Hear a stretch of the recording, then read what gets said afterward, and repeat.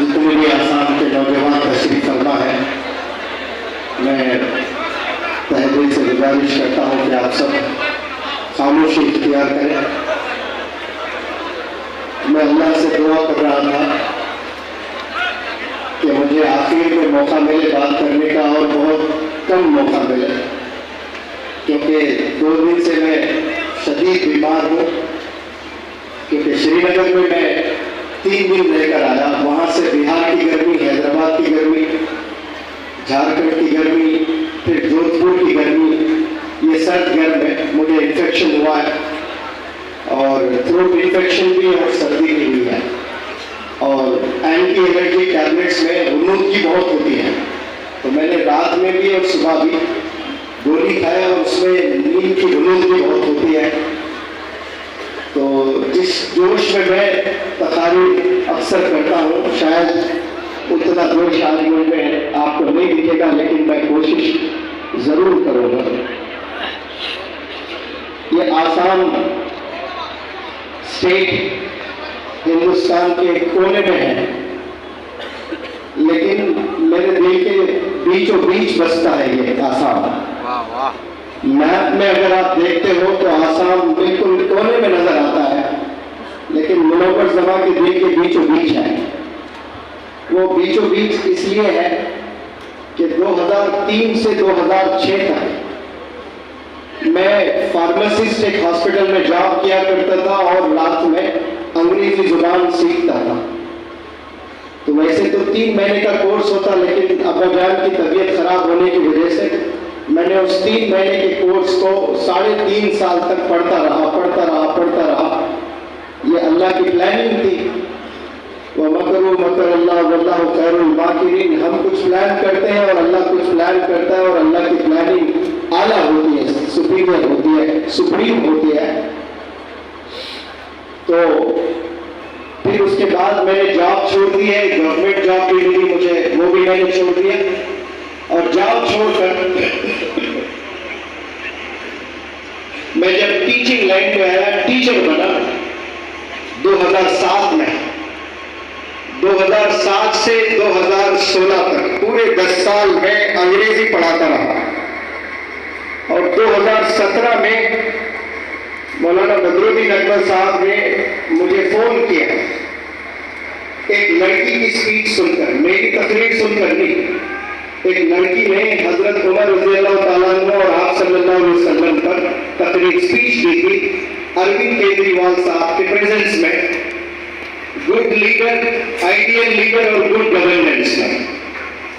تو وہ مولانا بدرالدین اکبر صاحب کو اتنا پسند آئی اسپیچ، وہ فوری مجھے فون کیے، اور فون کر سب سے پہلا جملہ آپ نے فرمایا تھا کہ آپ مجھے 10 سال پہلے کیوں نہیں ملے، مجھے اچھے لوگوں کی تلاش ہے۔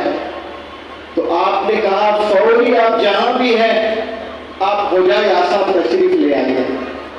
تو میں آسام گیا، وہاں پر ورکشاپ کیا، تو وہاں میں نے لڑکیوں کو ایک اسپیچ دی تھی ہاسٹل گرلس کے لیے، ایسے دہاڑے مار کر رو رہی تھی لڑکیاں وہ اسپیچ سن کر، اور پورے دنیا کے کنٹریز، شاید کوئی کنٹری بچا ہوگا، وہاں سے مجھے کالز آئے۔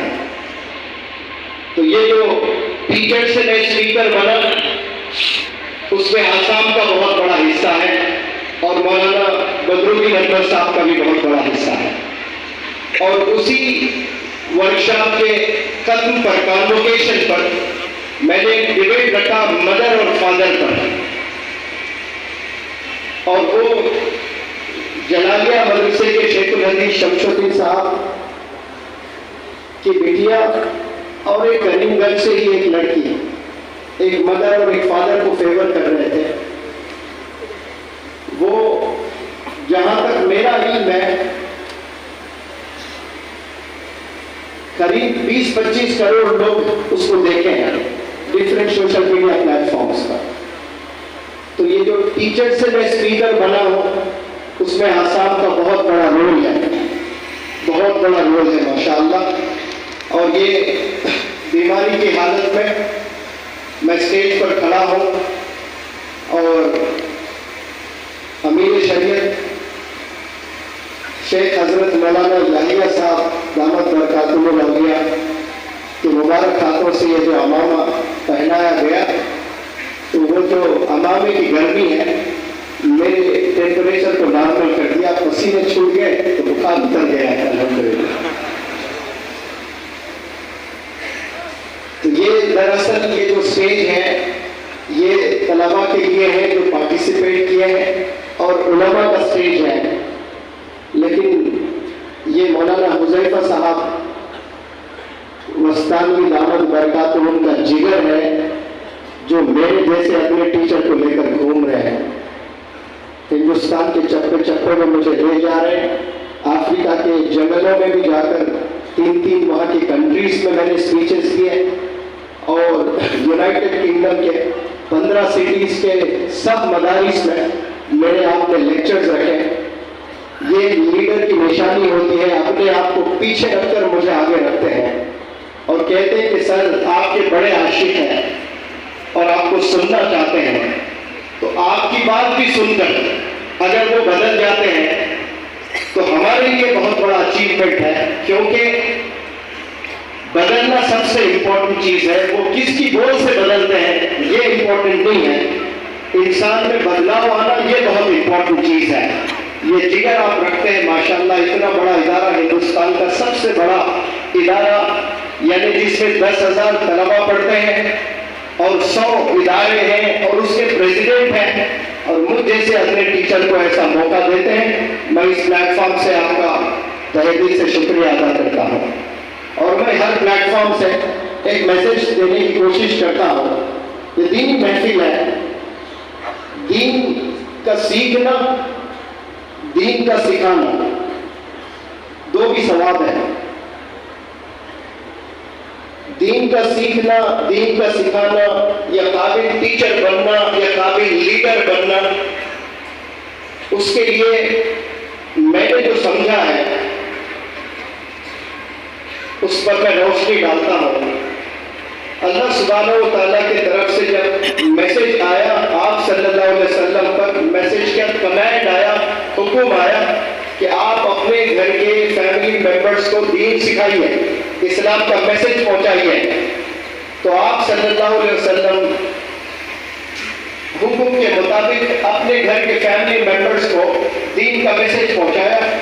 پھر کچھ دن بعد پھر میسج آتا ہے کہ ابھی آپ اپنے خاندان کے ممبران کو یہ دین کا میسج پہنچائیں، تو وہ دین کا میسج پہنچاتے ہیں۔ پھر کچھ دن کے بعد، یعنی اس وقت میں چھپ چھپ کر دشمن اسلام کا غلبہ تھا، ان سے ڈر ڈر کر چھپ چھپ کر بڑے حفاظت سے اپنی جانیں بچاتے ہوئے دین کے میسیجز کو پہنچایا کرتے تھے۔ پھر اللہ کا میسج آیا، ابھی چھپ چھپ کر نہیں، ابھی اعلان اعلان آپ نے میسج کنوے کرنا ہے۔ تو آپ صلی اللہ علیہ وسلم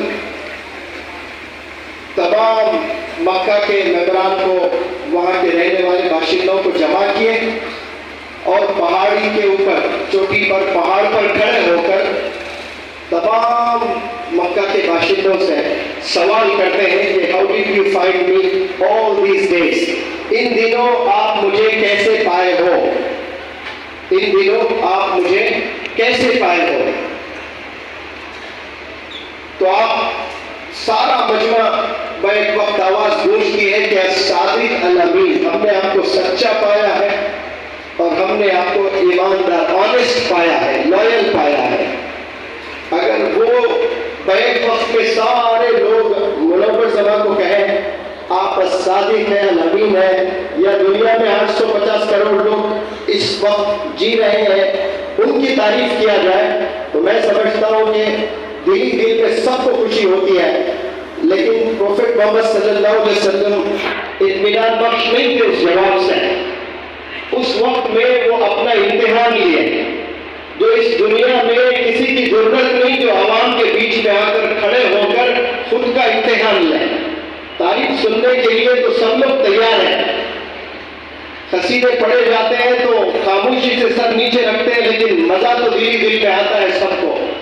لیکن آپ صلی اللہ علیہ وسلم واحد ایسی شخصیت، ایسی پرسنالٹی، خوش نہ ہوئے لیکن اپنا امتحان لیے۔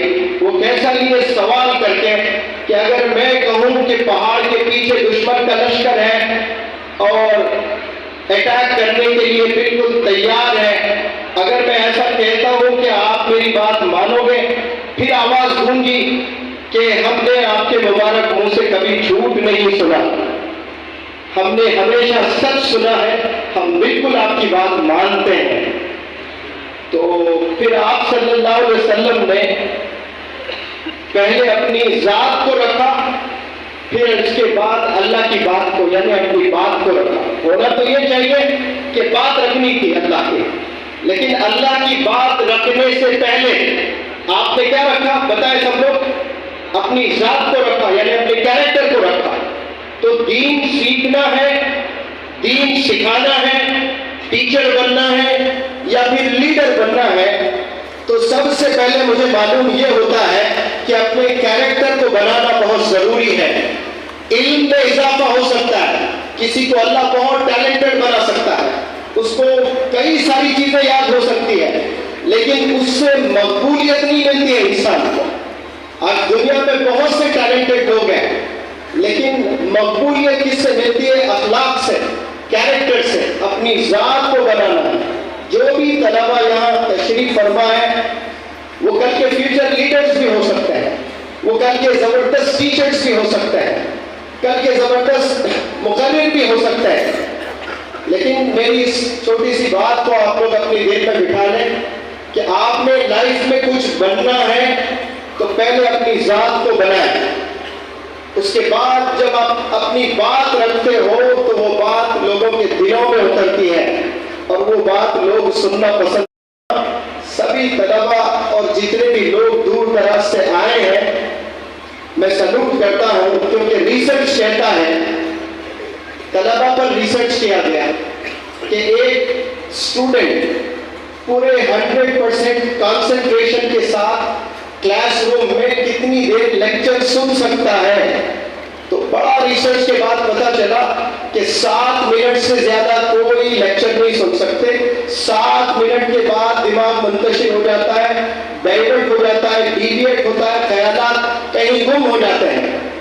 لیکن ماشاءاللہ یہاں 7 منٹ نہیں، آپ لوگ 12 بجے جمع ہوئے یہاں نماز کے لیے، تو 12 سے لے کر آپ 3:45 ہو رہے ہیں، تو آپ یہاں جو بیٹھے 4 گھنٹوں سے سلام کرتا ہوں میں، آسان چیز نہیں ہے۔ بالخصوص یہ سوشل میڈیا کے زمانے میں کوئی بندہ آدھا گھنٹہ نہیں بیٹھ سکتا ہے، لیکن آپ لوگ ماشاءاللہ 4 گھنٹے سے بیٹھ کر یہاں بڑے اطمینان سے، صبر سے آپ لوگ لیکچرز بھی سنے ہیں، بچوں کو موٹیویٹ بھی کیے ہیں، جو طلبہ نے انعامات پائے ہیں یہاں پر۔ 2 سال قبل مولانا بدرالدین اکبر صاحب نے مجھے فون کیا تھا کہ آپ کے ساتھ مجھے آسام کے کم از کم 10 جگہوں پر لیکچرز رکھنے ہیں، بہت ڈیمانڈ آ رہا ہے اور میں بس بیٹھا رہوں گا اور آپ بات کریں۔ ایسے 10 جگہوں پر میں لے جاؤں گا، لیکن مصروفیت اتنی بڑھ گئی، بالخصوص مولانا حذیفہ صاحب وسطانی دعوت برکاتہ کے ساتھ میں جب سے جڑا تب سے اتنا مصروف ہو گیا کہ دن رات کیسے گزرتے ہیں پتہ نہیں چل رہا ہے۔ کبھی 3 بجے سو کر صبح 5 بجے اٹھتے ہیں، پھر سفر میں نکل جاتے ہیں اور میں تھک جاتا ہوں، لیکن حضرت کو کبھی تھکے ہوئے نہیں پاتا ہوں میں۔ تو آپ سے بھی مجھے بہت موٹیویشن ملتا ہے۔ تو میں دور دراز سے آئے آسام کے تمام نوجوانوں سے میں یہ وعدہ کرتا ہوں، جو وعدہ میں نے مولانا بدرالدین اکبر صاحب سے کیا تھا 1.5 سال قبل، لیکن وقت کی تنگی کی وجہ سے یہاں آ نہیں پایا، لیکن بہت جلد انشاءاللہ کم از کم 5 جگہ ضرور میں آسام کے حصوں میں یا 10 جگہ انشاءاللہ آؤں گا، اور تمام ینگسٹرز کو جمع کر کے میں بہت تفصیل سے پرسنالٹی ڈیولپمنٹ، کیریکٹر ڈیولپمنٹ پہ میں ضرور لیکچرز دوں گا انشاءاللہ۔